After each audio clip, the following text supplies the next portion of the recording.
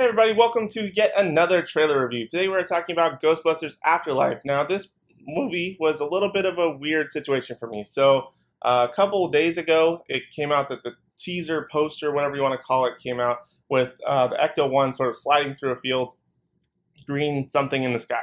I kind of trashed on it because it looks like yet another sky portal, which is not a storyline that I think most audiences want to see anymore. It was way overplayed. But this trailer came out on Monday, and I was kind of skeptical about it, that we're going to get to see the sky portal and have that threat. But actually, I was pleasantly surprised by this trailer. There's a lot of cool stuff in it, and I'm really excited to talk about it. So let's go ahead and get into it.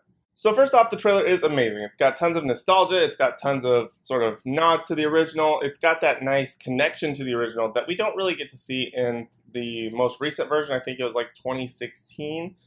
With the all-female Ghostbusters, which this is not about that movie. I thought that movie was okay, not great, not terrible, but it was okay. It had its moments.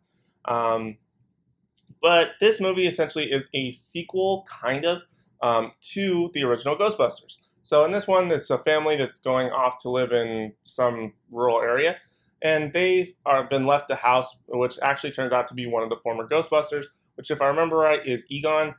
Because the little girl opens up like a closet at one point, and it's got like his Ghostbuster suit with his name on it. So that's really fun, interesting that we already get to know which Ghostbuster he's related to. Because Harold Ramis won't be able to appear in the movie because he unfortunately passed way before even the 2016 one. At least we finally get to see him kind of have that nod. He had a family, he had all these other things, and he was very much still involved in Ghostbusters. At least he still had like proton packs and the Ecto-1 and all that other stuff.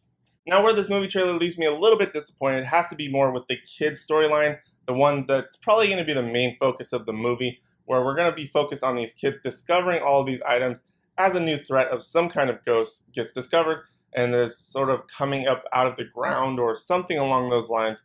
But we get Finn Wolfhard, who's from obviously Stranger Things and dressed up as a Ghostbuster, ironically. There's his sister that's super smart, and very inquisitive and science-driven. So this sort of science interest has been throughout the family, at least kind of what it seems like.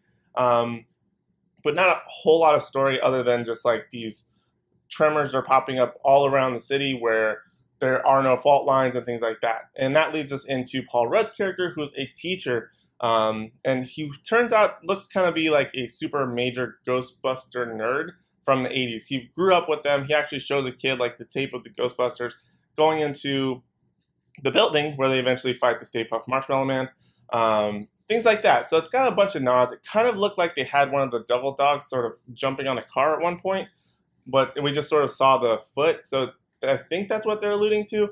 How it all plays in, I don't know. But we're supposed to get cameos from all the other Ghostbusters. But the whole point of this is, I'm really excited for Paul Rudd to be involved because he does give that very much a vibe of, I remember this growing up as a kid, I'm a super big nerd about it, and he's going to geek out about all the little things. So he already does it about the Ghost Trap. Now, if he gets his hands on a proton pack or the Ecto-1, he may pass out in this movie. But I'm really excited because I love Paul Rudd.